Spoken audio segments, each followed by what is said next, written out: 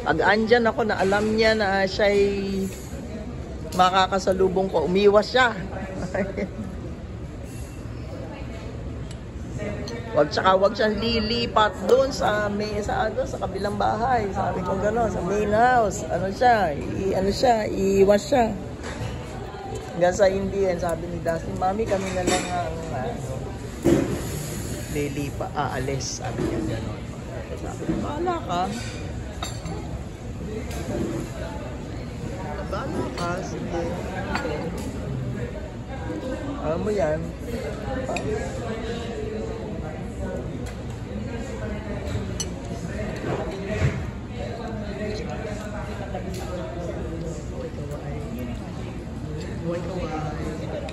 Kaway na.